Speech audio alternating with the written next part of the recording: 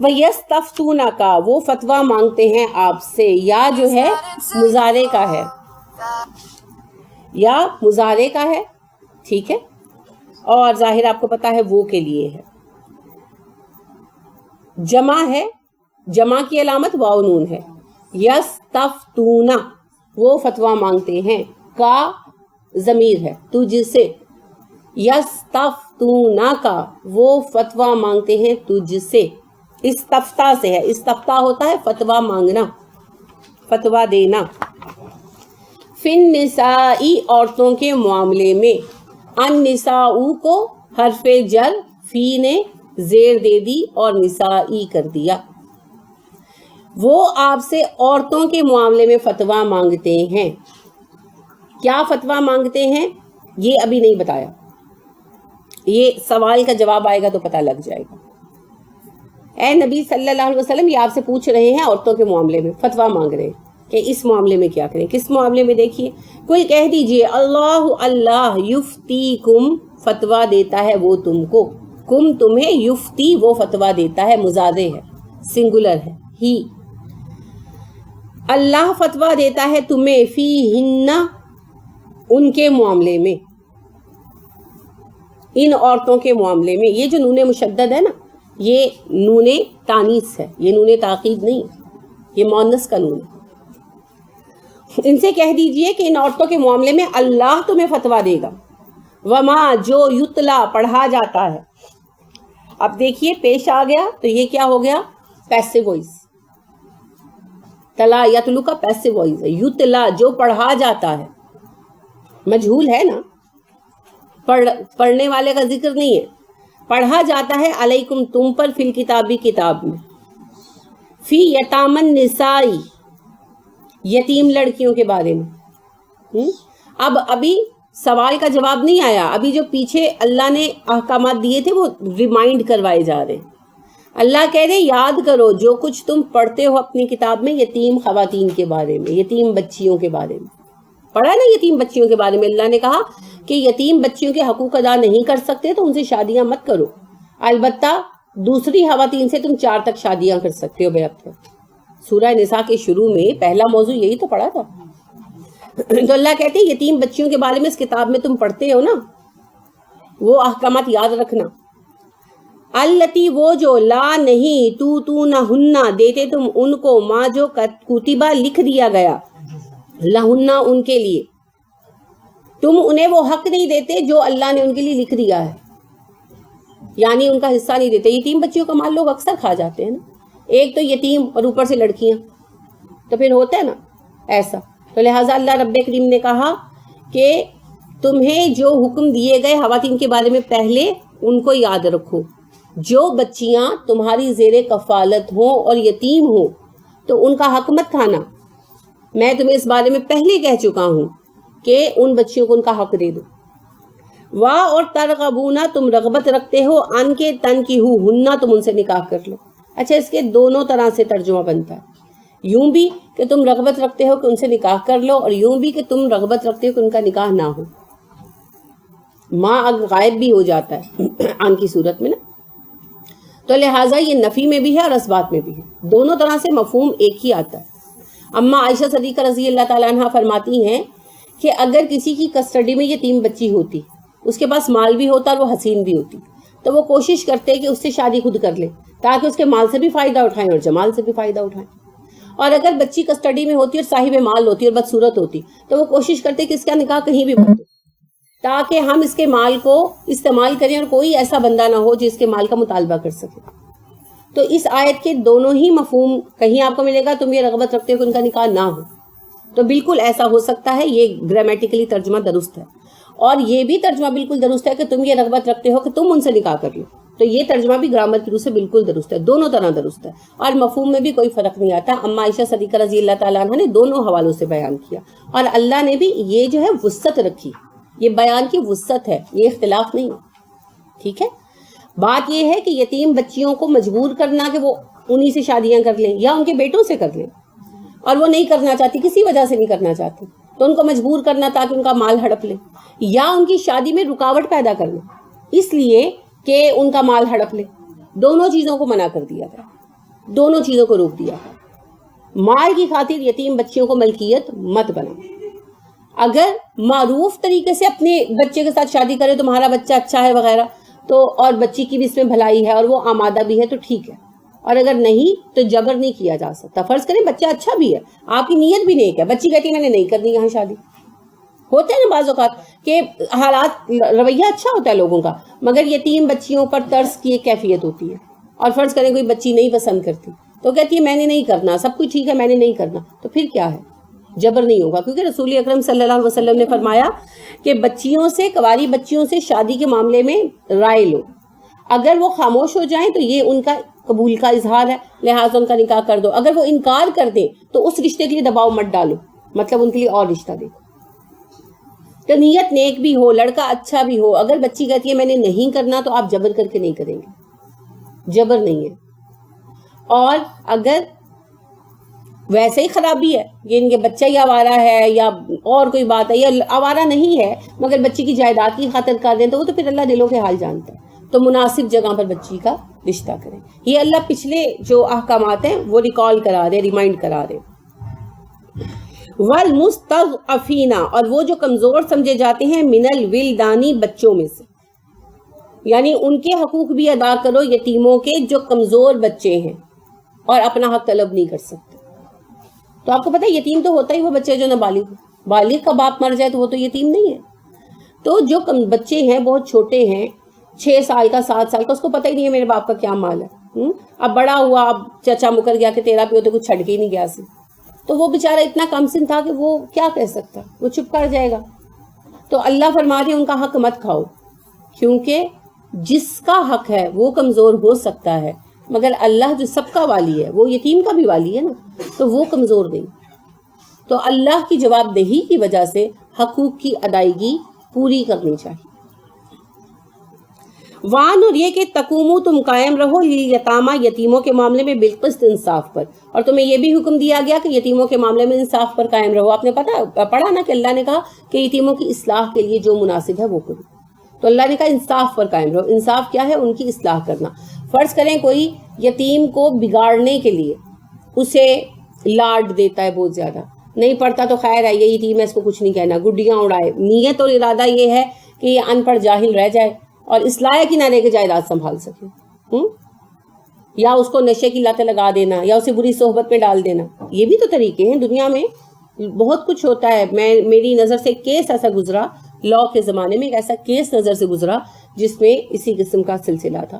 تو بات یہ ہے کہ اللہ پھر دلوں کے حال جانتا ہے, اور یہ یاد رکھیں کہ اللہ رب کریم دلوں کے حال پر فیصلے کریں گے, کسی کے قول پر نہیں.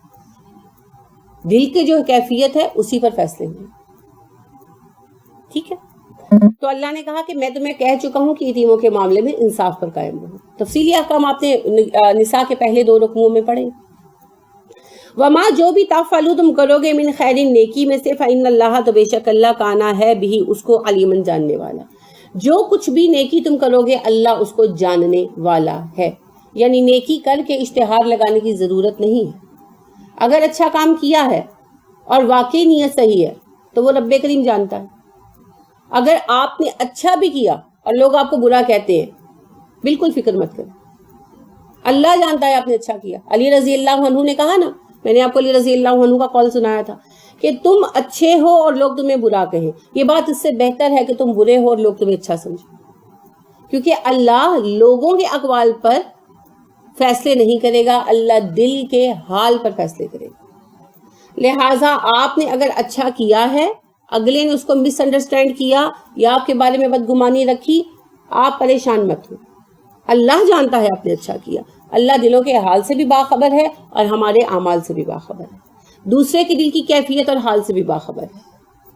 ٹھیک ہے, تو پھر وہ اس معاملے میں اللہ آپ کی کفایت کرے گا. جس معاملے میں آپ خاموش ہو جاتے ہیں نا, صحیح کام کرتے ہیں اور اگلا آپ کو غلط سمجھتا ہے, پھر آپ خاموش ہو جاتے ہیں, تو پھر آپ کی طرف سے وکالت کون کرتا ہے, کفایت کون کرتا ہے؟ اللہ کرتا ہے نا اصل میں, وہ تو اللہ فرشتے بھیجتا ہے. تو لہٰذا اللہ پھر آپ کی طرف سے وکالت کرتا ہے. آپ مناسب بات بتا کر اس کے بعد خاموشی اختیار کریں. انشاءاللہ اللہ رب کریم خود چیزوں کو کرسٹل کلیئر کر دیتے. وَإِنْ اگر امرأتن کوئی عورت خافت ڈرتی ہو من بالہا اپنے شوہر سے، بال شوہر کو کہتے ہیں، بے عین لام بال شوہر کو کہتے ہیں، بت بھی تھا نا بال، شام سے آیا تھا، یہ پہلا بت تھا جو کعبہ پر نصب کیا گیا تھا، عمر بن الحی جو ہے اس کو لے کر آیا تھا شام سے، تو بال عربی میں ویسے شوہر کو کہتے ہیں، نشوزن بدسلوکی کا، او یا پھر اعراضاً بے رخی کا، لا تعلقی کا، اگر کسی عورت کو ڈر ہو اپنے شوہر کی طرف سے بدسلوکی کا یا بے رخی کا، فلا جناح کوئی گناہ نہیں، علیہما ان دونوں پر، ان کے یصلحا وہ صلح کر لیں، بینہما آپس میں صلح کرنا، تو کوئی گناہ نہیں دونوں میاں بیوی پر کہ آپس میں کوئی درمیانہ رستہ نکال کر حقوق کی کمی بیشی پر صلح کر لیں۔ اب آیا وہ سوال جس پر فتویٰ مانگا گیا تھا۔ سوال یہ تھا کہ اللہ نے کہا ایک وقت میں 4 ہی بیویاں کر سکتے ہے نا، اور دوسرا ان کے درمیان مساوی رویہ رکھنا، کیونکہ عربوں میں تھا نا جتنی چاہے بیویاں کرے، اللہ نے کہا نہیں ایک وقت میں 4 سے زائد نہیں کر سکتے، اور ان کے مابین عدل رکھنا ہے، مساویانہ سلوک رکھنا ہے۔ اب یہاں پر یہ سوال اٹھا کہ اگر کسی کی بیوی بہت ایج کی ہو گئی ہیں، فزیکل ریلیشن کے قابل نہیں رہی، یا فریجڈ ہو گئی ہیں، فزیکل ریلیشن نہیں کرتی، یا بیمار ہیں، دائم المرض ہے اور نہیں وہ فزیکل ریلیشن وغیرہ کے قابل، اور انہوں نے دوسری شادی کر لی، تب قدرتی بات ہے کہ اس کا وہ خیال تو رکھیں گے پہلی بیوی کا، لیکن اس کے ساتھ فزیکل ریلیشن نہیں ہے، اور وہ والی محبت بھی پھر قدرتی بات ہے، دل کی کیفیت میں فرق تو آئے گا نا۔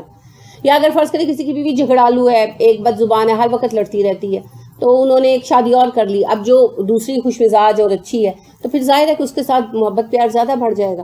تو اب کویسچن یہ تھا کہ کیا یہ ضروری ہے کہ ہم دونوں کے ساتھ برابر کے فزیکل تعلق رکھیں جبکہ ایک فزیکل تعلق کے قابل نہیں ہے؟ تو کیا یہ پھر حق عدولی ہے؟ اور ایک قدرتی طور پر اپنے اچھے اخلاق کی وجہ سے یا اپنی اطاعت کی وجہ سے زیادہ محبت دل میں اس کے پیدا ہو گئی ہے، شوہر کے دل میں اس کے لیے، تو کیا پھر یہ بھی حق تلفی ہے؟ کیا کریں ایسی صورت میں؟ کیا پھر جس بیوی سے بالکل رغبت نہیں رہی، وہ اتنی بوڑھی ہو گئی ہیں یا وہ اتنی بیمار ہیں کہ دل ہی نہیں کرتا ان کے ساتھ فزیکل ریلیشن رکھنے کو، یا وہ خود ہی پسند نہیں کرتی، جیسے ہوتا ہے نا بیماری کی وجہ سے یا فریجڈ ہونے کی وجہ سے وہ عورت خود فزیکل ریلیشن نہیں رکھتی، تو پھر کیا اس کا برڈن شوہر پر آئے گا؟ پھر کیا کرے شوہر؟ کیا اس بیوی کو طلاق دے دے؟ کیا عدل کا تقاضا کیا ہے؟ تو اللہ نے اس کا جواب دیا کہ اگر شوہر دوسری شادی کرتا ہے اور پہلی بیوی کو کوئی مسئلہ ہے، یعنی کہ وہی بات ہے کہ وہ فریجڈ ہے یا وہ فزیکل ریلیشن کے قابل نہیں ہے، دائم المرض ہے، کوئی شدید مرض ہے اس کو، یا وہ بہت جو ہے بوڑھی ہو گئی ہیں اور وہ تعلق نہیں رکھ سکتی، تو ایسی کسی بھی صورت میں شوہر سے وہ طلاق بھی نہیں چاہتی۔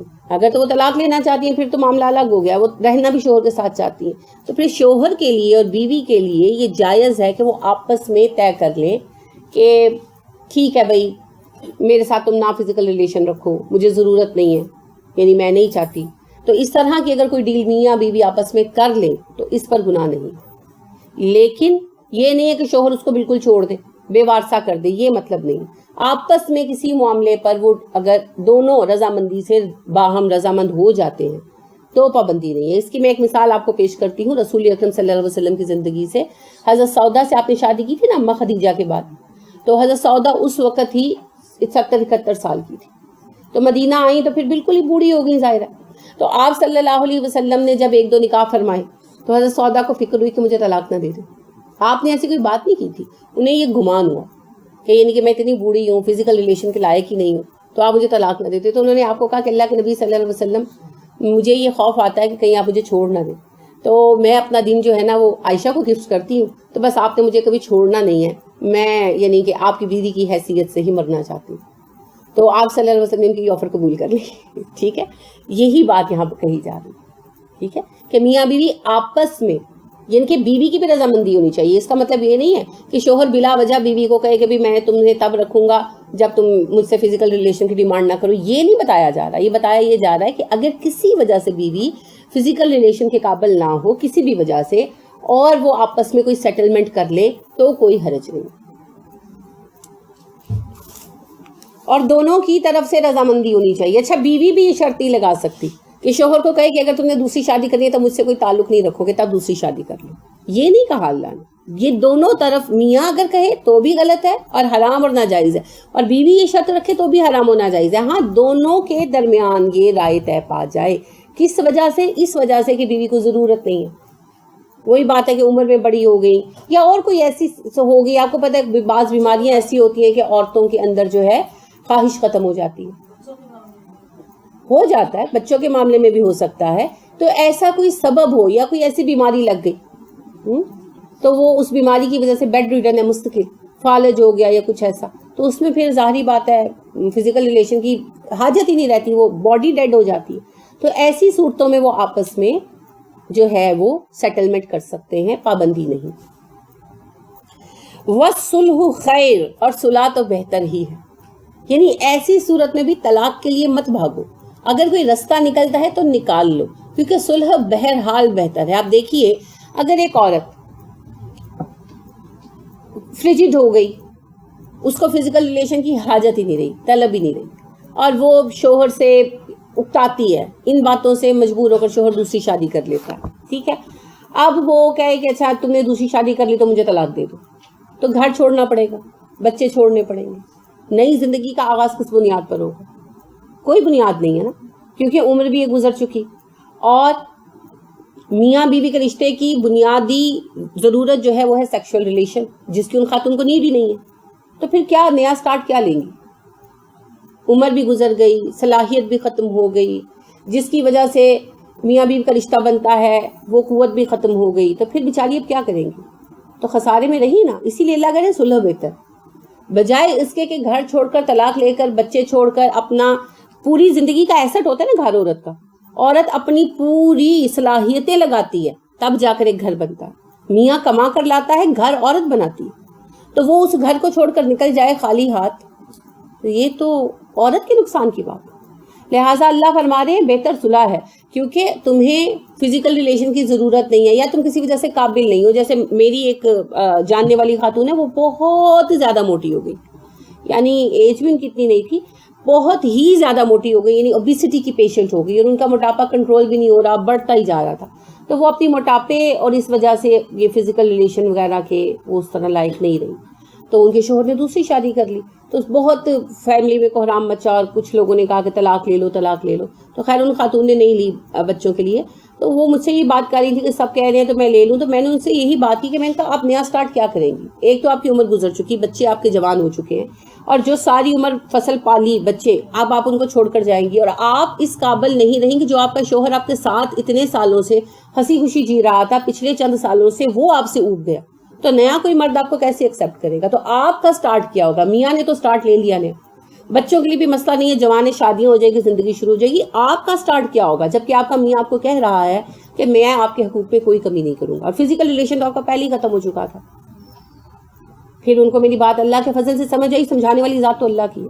یہی بات اللہ کہہ رہے ہیں کہ اگر عورت، یہاں خاص کوشچن یہی ہے نا فزیکل ریلیشن کا، کہ اگر عورت فزیکل ریلیشن کے قابل نہیں ہے کسی بھی سبب سے، اور مرد نے دوسری شادی کر لی، اور عورت کو وہ اس طرح سے نہیں اٹینڈ کرے گا، لازمی بات ہے جس کے ساتھ فزیکل ریلیشن ہے اس کو نسبتاً زیادہ محبت اور توجہ ملے گی. تو ایسی صورت میں آپس میں سیٹلمنٹ کر لو اور طلاق مت لو. یعنی سیٹلمنٹ یہ کہ ٹھیک ہے بھائی آپ 2 دن اس کے گھر رہیں اور 1 دن میرے گھر رہیں، ٹھیک ہے، یا بھائی کہ ٹھیک ہے آپ فزیکل ریلیشن اس سے رکھیں، مجھ سے نہیں، مجھے بھی ضرورت نہیں ہے، لیکن میرے باقی سارے حقوق ادا کرو.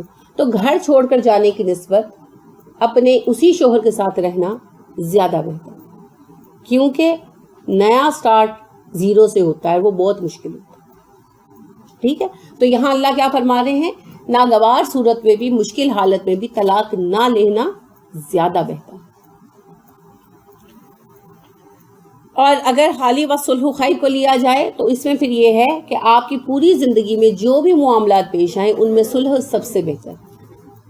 رشتوں میں، دوستیوں میں، تعلقات میں اتار چڑھاؤ آتا رہتا ہے.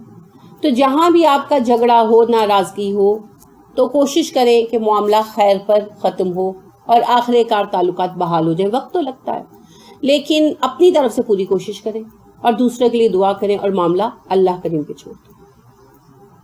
وَأُخْذِرَتْ، اور موجود رکھا گیا، الْأَنفُسُ، نفسوں میں، الشُّحَّ، بخل کو، اور دلوں میں بخل موجود رکھا گیا ہے. یا دلوں میں بخل جلد جگہ بنا لیتا ہے.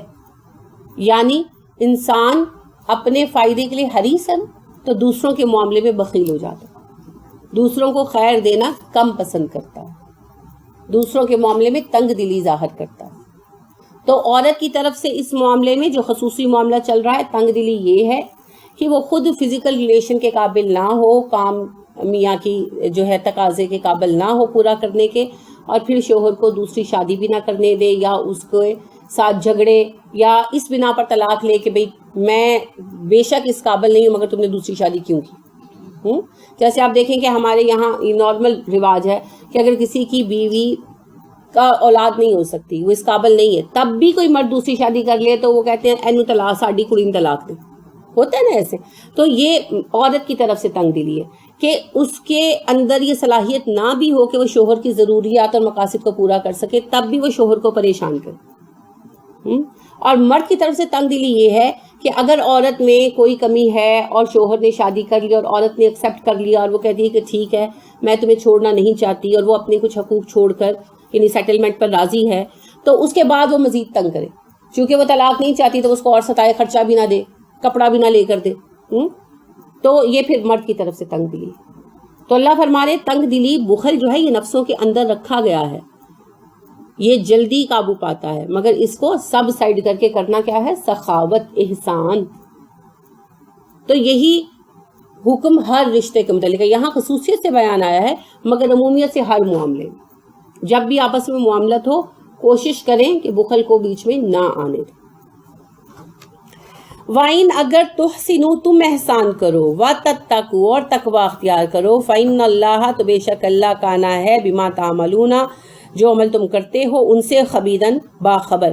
اگر تم احسان کرو اور تقوی اختیار کرو تو جو اعمال تم سر انجام دیتے ہو اللہ ان سے باخبر ہے. اب یہ خصوصیت سے حکم یہاں جس پیرائے میں بات ہو رہی ہے مردوں کو دیا گیا کیونکہ مردانہ جو ہے صیغہ خطاب ہے.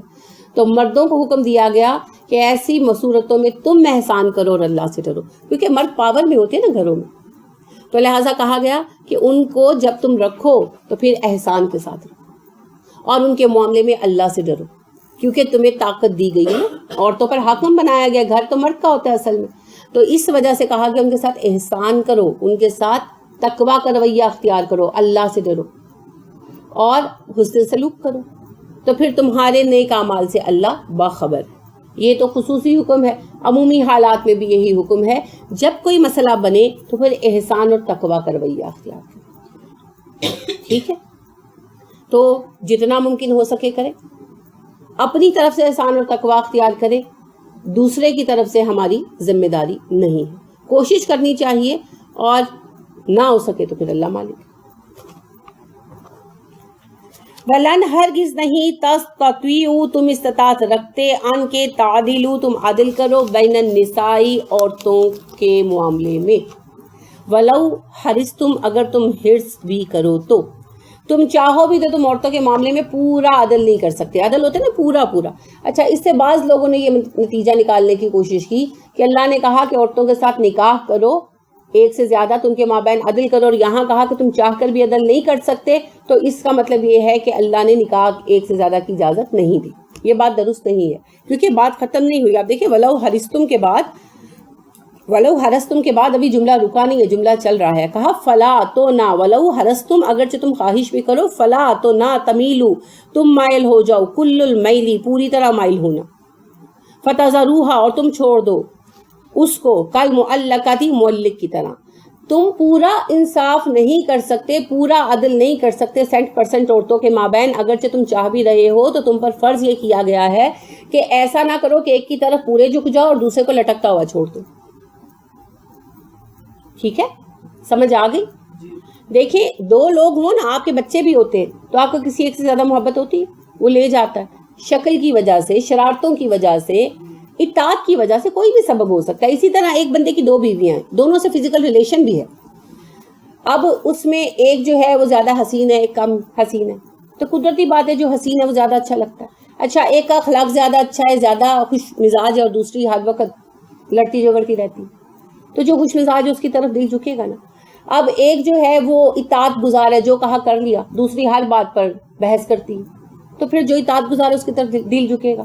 ایک جو ہے وہ گند ڈالے بکھرائے غیر ذمہ دارانہ زندگی گزارتی ہے, ایک گھر کو صاف ستھرا ذمہ داری کے ساتھ رکھتی ہے, تو ظاہر ہے اس کی طرف دل جھکے گا.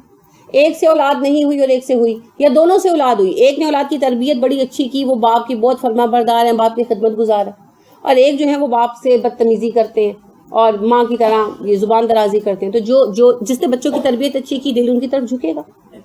تو یہ قدرتی فرق ہوتے رویوں کے ساتھ, ٹھیک ہے. لہٰذا آپ دیکھیے رسول اکرم صلی اللہ علیہ وآلہ وسلم سب بیویوں میں برابری رکھتے تھے, مگر آپ کو عائشہ صدیقہ رضی اللہ تعالیٰ عنہ سے زیادہ پیار تھا, ٹھیک ہے.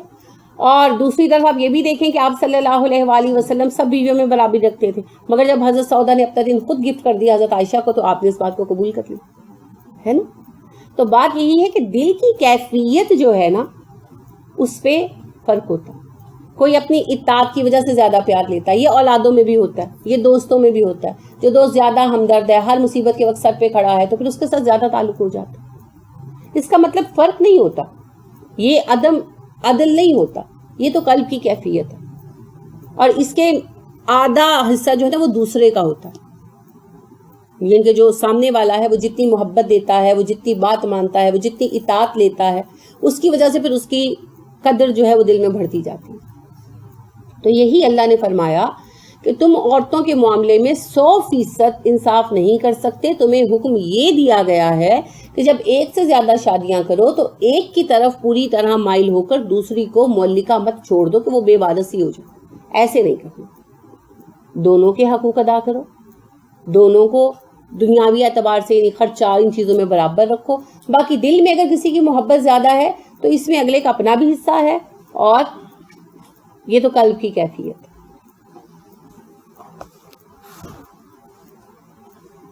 وَإِن تُصْلِحُوا, اگر تم اصلاح کرو, وَتَتَّقُوا, اور تقوی اختیار کرو, فَإِنَّ اللَّهَ كَانَ غَفُورًا رَحِيمًا, اللہ بخشنے والا مہربان ہے.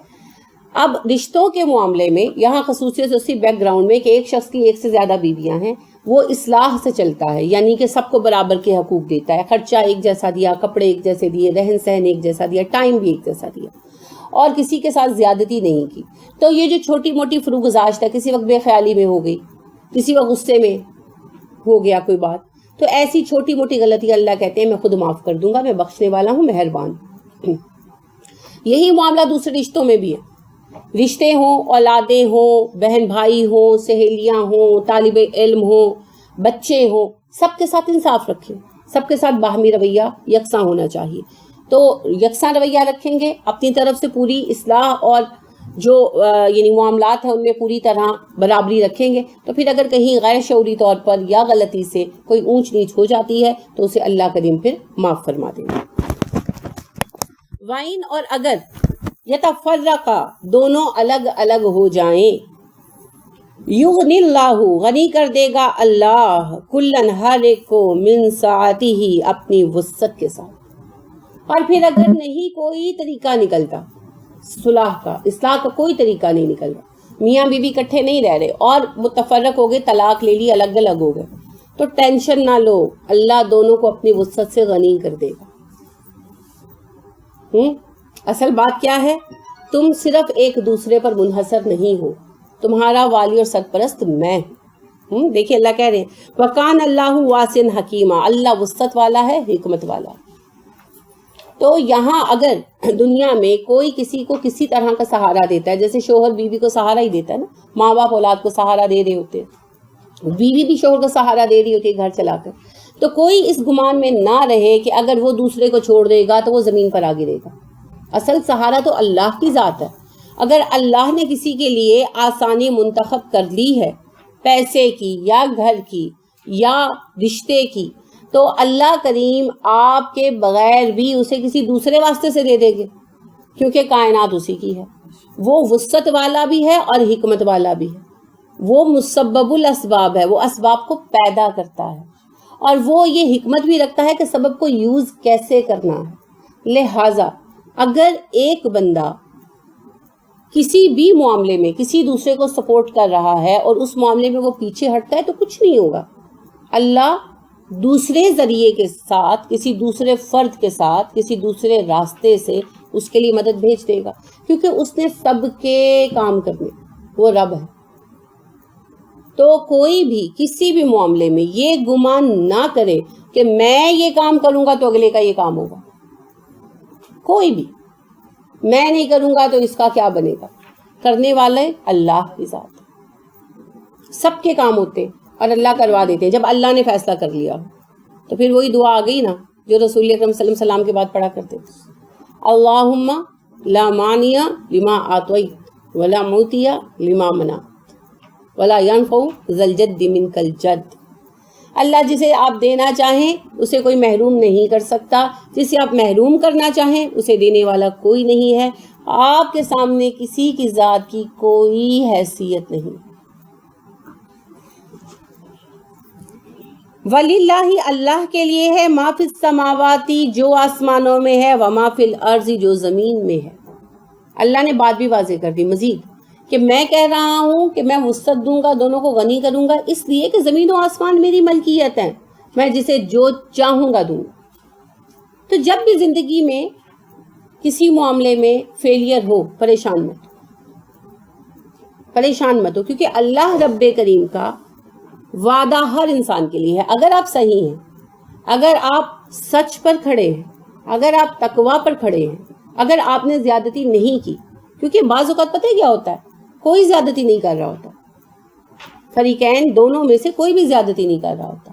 شیطان دونوں کو دوسرے کا عمل زیادتی بنا کر دکھاتا ہے صرف مسلمانوں کو توڑنے کے لیے، کیونکہ آپ کو پتا ہے اللہ کو سب سے زیادہ محبوب مومنوں کی محبت ہے، اور شیطان کو سب سے زیادہ مرغوب کیا ہے؟ مومنوں کے درمیان دشمنی ڈالنا. تو ہوتا یہ ہے کہ دونوں فریق غلط نہیں ہوتے، مگر دونوں ایک دوسرے کو سمجھنے کے قابل نہیں ہوتے. میاں بیوی، باپ اور بیٹا، دوست احباب، بہنیں دو، بھائی دو، وہ ایسے آپ دیکھیں جائیدادوں کی تقسیم پر کیسی لڑائیاں پڑتی ہیں، اور آپ دیکھ رہے ہوتے ہیں کہ کوئی بھی زیادتی نہیں کر رہا، لیکن موٹی سی کوئی بات ہوتی ہے جو سمجھ نہیں آ رہی ہوتی.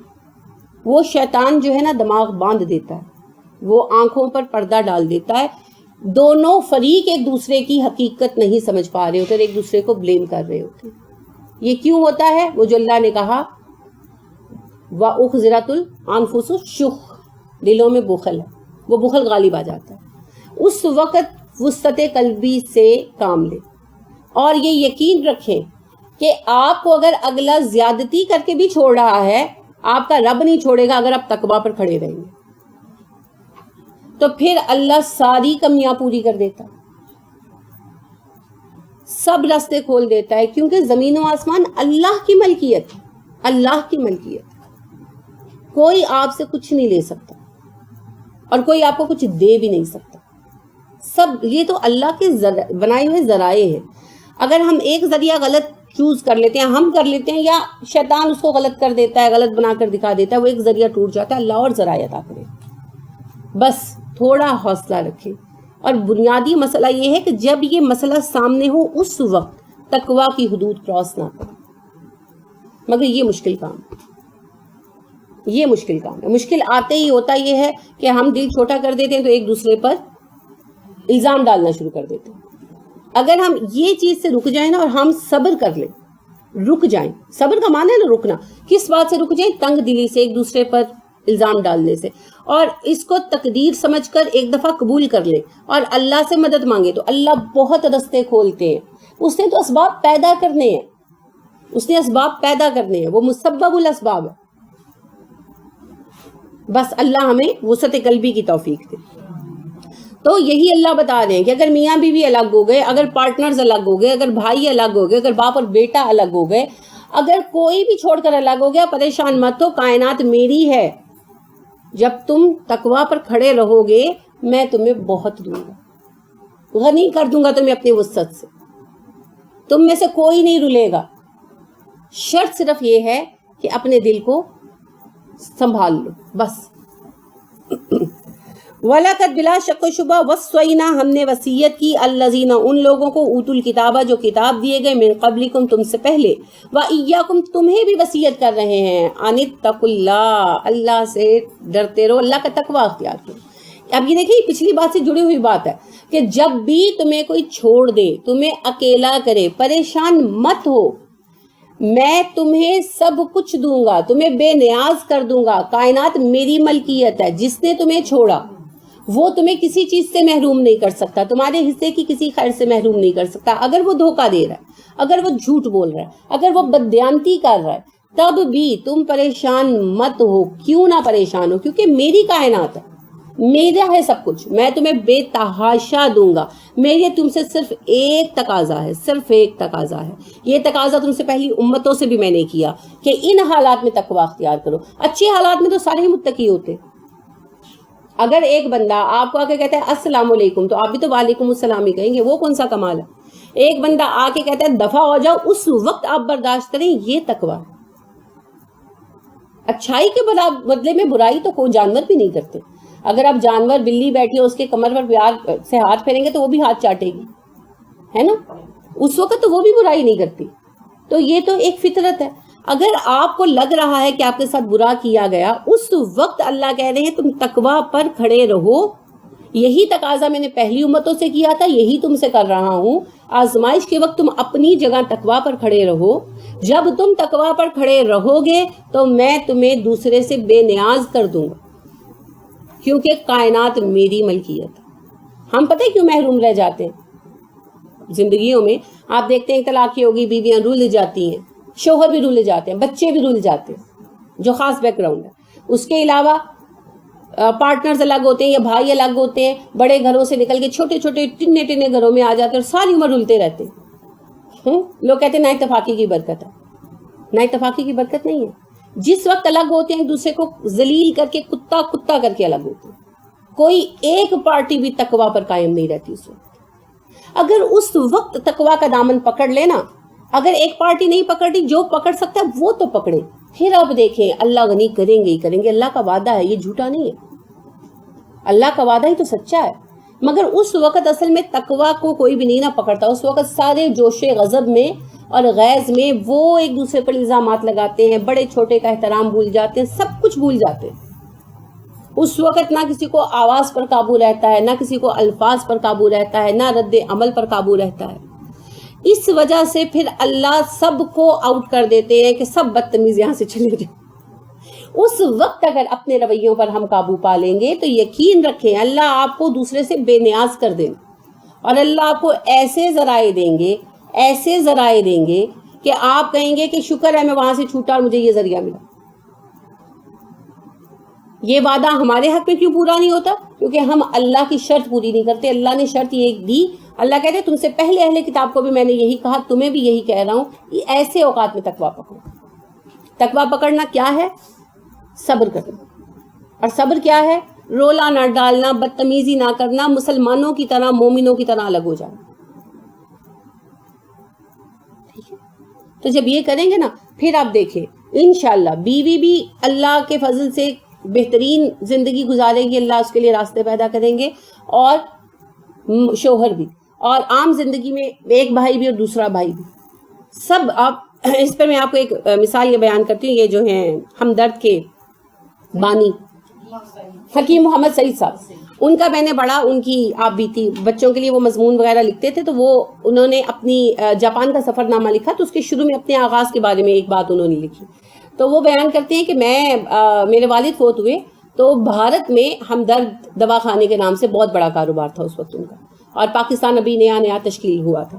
تو کہتے ہیں کہ میرے بھائی مجھ سے، جن کے وہی جو ہوتا ہے تقسیم کے معاملات پر اختلاف رائے ہو گیا. انہوں نے یہ بھی نہیں کہا کہ بھائی نے کچھ کہا، انہیں کہتے ہیں اختلاف رائے ہو گیا اور بھائی مجھ سے ناراض ہو گئے، بات چیت بند کر دی. تو کہتے ہیں میں نے کہا کہ بھائی مجھے کچھ بھی نہیں چاہیے، مجھے صرف آپ کی محبت چاہیے، آپ مجھ سے ناراض نہ ہو، میں کچھ بھی نہیں لے رہا. تو غیر شادی شدہ تھے، کہتے ہیں میں پاکستان آ گیا اٹھ کر، میری جیب میں صرف 14 روپے تھے، میں نے یہاں 14 روپے کے ساتھ ہمدرد دواخانے کا کام شروع کیا. اور پھر اس وقت جس وقت انہوں نے حیات تھے اور جاپان گئے تھے، سفر نامہ لکھا، وہ کہنے لگے اس وقت ہمدرد لیبارٹریز آف پاکستان کا سرمایہ 5.5 ارب روپے ہے. اس وقت انہوں نے لکھا تھا، اب پتہ نہیں کتنا ہوگا. اور وہ کہتے ہیں میں نے یہ کام صرف 14 روپے سے شروع کیا تھا. تو اللہ نے فضل کیا، میرے باپ کا سارا اثاثہ میرے بھائی کے پاس ہے، میں نے وہ اثاثہ چھوڑا، میں نے اپنے بھائی نہیں چھوڑا، اور نہ میرا رشتہ مجھ سے چھوٹا، اور نہ اللہ نے مجھے پیسے میں کمی دی. آپ دیکھیں ایک بندے نے تقویٰ اختیار کیا نا، حکیم محمد سعید نے. اللہ نے حکم دیا رشتے نہیں چھوڑنے، انہوں نے اپنا حصہ سارا چھوڑ دیا بھائی کے لیے. حالانکہ بھائی کا تقاضا یہ نہیں تھا، مگر انہوں نے اعلیٰ احسان اور تقویٰ کا رویہ اختیار کیا. اللہ نے انہیں، میں حیران ہوتی ہوں، 14 روپے سے انہوں نے کام شروع کیا، اور وہ خود لکھتے ہیں کہ اس وقت 5.5 ارب اثاثے ہیں ہمدرد لیبارٹریز کے اس وقت، اور اب تو پتہ نہیں کتنے ہیں. بالکل رہے. اللہ نے انہیں عزت بھی دی، دولت بھی دی، حیثیت بھی دی اس وقت تقویٰ اختیار کرنے پر جب ضرورت تھی. یہ ہے اللہ کا وعدہ. شہادت کی موت دی اور ساری زندگی انہوں نے تقویٰ پر گزاری. یعنی کہ آپ دیکھیں وہ ان لوگوں میں سے ہیں جن کے لیے دلوں میں محبت ہے. مجھے شروع سے حکیم محمد سعید سے محبت ہے. میرا ان کا تعلق نونہال سے بنا، نونہال جو آتا تھا، ہاں جی، اور میں اس میں چھوٹی چھوٹی تحریریں بھی بھیجا کرتی تھی. میں نے ان کے سفر نامے بھی پڑھے. بچپن میں جن لوگوں سے میں نے بہت سیکھا ان میں ایک شخصیت حکیم محمد سعید صاحب کی، اور میں آج بھی ان سے دلی محبت کرتی ہوں. حالانکہ میں نے ان کو پرسنلی کبھی نہیں دیکھا، کبھی ملاقات نہیں ہوئی، لیکن میں آج بھی ان سے محبت کرتی ہوں اور آج بھی میری دعاؤں میں وہ شامل رہتے ہیں. حالانکہ میرا ان کا کیا تعلق ہے. اب دیکھیے بات یہی ہے، اللہ نے ان کے تقویٰ کے بدلے میں انہیں یہ خصوصی انعام سے نوازا. اور دیکھیں کہ وہ سیاست میں رہے نا، لیکن بدنام نہیں ہوئے، ہے نا. حالانکہ آپ کو پتہ ہے سیاست میں جو آتا ہے بدنام ہو جاتا ہے، لیکن حکیم محمد صاحب سیاست میں آئے، گورنر سندھ بھی رہے، ظاہر ہے الیکشن میں شریک ہوئے تو، لیکن کبھی کسی سے آپ نے حکیم محمد سعید کے بارے میں کوئی بری بات سنی نہیں سنی نا. یہ پھر اللہ ایسے نوازتے. میں مانتی ہوں اور میرا یقین ہے کہ یہ اس وقت میں تقویٰ کا بدلہ تھا جو اللہ نے دیا. ہم اگر ایسے اختلافات کے موقع پر تقویٰ کو تھامیں گے نا، اللہ بے تحاشا دے گا، بے تحاشا. یہی تو اللہ کہہ رہا. بس اس موقع پر نہ تقویٰ نہ چھوڑا کریں. اسی وقت تو آزمائش ہوتی ہے. ہنسی خوشی تو سب کچھ صحیح چل رہا ہوتا ہے، مشکل وقت میں تو آزمائش ہوتی ہے. انہیں گولی مار دی گئی تھی نا. وَإِنْ اگر تکفروا تم کفر کرو گے، فَإِنَّا تو بے شک للہ اللہ کے لیے ہے ما فی السماوات و ما فی الارض. اور اگر تم کفر کرو گے تب بھی یاد رکھو سب کچھ اللہ کی ملکیت ہے، آسمانوں میں بھی زمین میں بھی. کس بات کا کفر؟ تقویٰ کا. اگر تم ایسے موقع پر تقویٰ اختیار نہیں کرو گے، رولا ڈالو گے، گند کھیلو گے، آؤ تم مجھ پہ کیچڑ ڈالو میں تم پر کیچڑ ڈالوں، یہ کہانی کھیلو گے تو بھی مت گھبراؤ، محروم رہو گے کیونکہ سب کچھ میری ملکیت ہے. تمہیں کیا لگتا ہے اگر تم میرے قوانین کی خلاف ورزی کرو گے تو کچھ پا سکو گے؟ وہی حدیث پھر میں دہراؤں گی، جو کچھ اللہ کے پاس ہے اللہ کی فرما برداری کے ذریعے ملے گا، نافرمانی سے نہیں ملے گا. اتنی بڑی مثال میں نے آپ کے سامنے رکھی، اور یہ حقیقی مثال ہے، کوئی کہانیوں کی مثال نہیں. پھر آپ ایک اور طرف دیکھیے، محمد علی کلے صاحب، انہوں نے اسلام قبول کیا، اس بنا پر ان کے اعزازات 4 مرتبہ، ان کے ایک مرتبہ اعزازات ان کے ضبط کر لیے گئے، انہوں نے پھر سارے حاصل کیے. پھر دوسری دفعہ تقویٰ کے سلسلے میں کہ ویتنام پر جنگ کا جب ہوا تو ان کا بھی نام لیا گیا، ان کو آرڈر بھیجا گیا، تو محمد علی کلے نے انکار کر دیا. انہوں نے کہا کہ میں مسلمان ہوں، مسلمان صرف جہاد کی جنگ پر جاتا ہے، تو اس طرح کی سیاسی جنگوں میں نہیں آتا، تو میں نہیں جاؤں گا. ایک بات. دوسری بات یہ ہے کہ میں جو ہے اسپورٹس مین ہوں، تو ان کے لیے جنگوں پر جانا لازم نہیں ہوتا. تیسری بات یہ ہے کہ میں پریچر ہوں اسلام کا، تو پریچرز کے لیے بھی جنگ پر جانا لازم نہیں ہوتا، تو میں نہیں جاؤں گا. اس بنا پر ان کی اعزازات لے لیے گئے، ان پر ٹریزن کا مقدمہ ڈالا گیا. انہوں نے مقدمہ عدالت میں لڑا، عدالت نے ٹریزن کے مقدمے سے تو ان کو فارغ کر دیا، بری کر دیا، لیکن اعزازات واپس نہیں کی. انہوں نے پھر 0 سے شروع کر کے، صوبائی لیول سے شروع کر کے انٹرنیشنل چیمپئن شپ تک سب اعزاز جیتے. آخر مرتے وقت تک وہ انٹرنیشنل چیمپئن رہے نا. یہ ہے تقویٰ کا بدلہ. تو بات یہ ہے کہ تقویٰ تبھی تو چیک ہوتا ہے. اور کیا ہے تقویٰ؟ الزام نہ لگانا، صبر رکھنا، اعتبار کرنا ایک دوسرے کا، ٹھیک ہے، اس وقت جذبات کو غالب نہ آنے دینا. باقی میں تو آپ سے یہ عرض کر رہی ہوں کہ ہو سکتا ہے زیادتی ہو رہی ہو سکتا ہے غلط فہمی ہو رہی ہو سکتا ہے ظلم ہو رہا ہو، لیکن تقویٰ قبول کرنا، اس وقت اللہ کی خاطر صبر کرنا اور رک جانا، یہی امتحان. اب یہ حکیم محمد سعید ہی کے معاملے میں آپ دیکھیں کہ حکیم محمد سعید نے ساری جائیداد چھوڑ دی تو اپنا حق چھوڑا نا، پھر اللہ نے حق سے بڑھ کر دیا. ٹھیک ہے، تو مشکل ہے، مگر اس ایک قدم کو اگر ہم اٹھا لیں گے نا تو پھر پوری زندگی کے لیے اللہ آسانی دے دیں گے. تو میاں بیوی بھی جب الگ ہو نا، اللہ نہ کرے کسی میاں بیوی کو الگ ہونا پڑے، لیکن زندگی ہے، الگ ہونا پڑے تو مومنوں کی طرح الگ ہو، مومنوں کی طرح الگ ہو. مجھے پرسنلی ایک واقعے میں یعنی دیکھنے کا اتفاق ہوا کہ ہمارے ایک عزیز ہیں، بڑے اچھے آدمی ہیں، تو ان کی بیوی نے ان سے طلاق بھی مانگی اور یعنی ان کی بیوی کا ارادہ تھا طلاق کا، ان کو نہیں پتا تھا، تو وہ ان کا بہت زیادہ سامان اور گولڈ اور بہت کچھ لے گئی، یعنی کہ وہ لاکھوں میں تھا سیریسلی، بلکہ لاکھوں میں نہیں کروڑوں میں تھا. تو ان کے گھر والوں نے کہا کہ تم واپس لو، یہ وہ کیس کر دو، کیونکہ وہ انہوں نے بیوی کو ویسے دیا نہیں ہوا تھا، ان کا کام تھا دبئی میں گولڈ وغیرہ کا، تو بہت زیادہ کام تھا، تو وہ ان کا سمیٹ کر لے گئی. اب ان کو پتہ ہی نہیں تھا کہ بیوی کیا پلان کر رہی ہیں. تو خاندان والے بہت ناراض ہوئے کہ اتنا خسارہ اور تم بالکل کنگال ہو کر واپس آ گئے ہو، یہ وہ، تو تم کیس کرو. تو انہوں نے نہیں کیا کیس. انہوں نے کہا کہ نہیں، اس نے جو کچھ بھی میرے ساتھ کیا میں اب اس بات کو نہیں اچھالوں گا، میں نے اللہ کے یہ صبر کیا.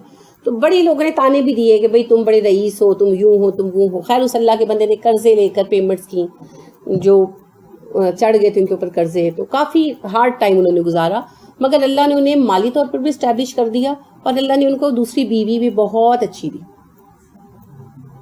حالانکہ اس وقت اس بندے نے بہت پریشر لیا فیملی کا، کیونکہ فیملی کا پریشر ایک طرح سے درست بھی تھا کہ بھئی آپ وہاں سے خالی ہو کر آ گئے، اب آپ ہم سے قرضے مانگ رہے ہیں تو ہم کیوں دیں، آپ کیس کریں.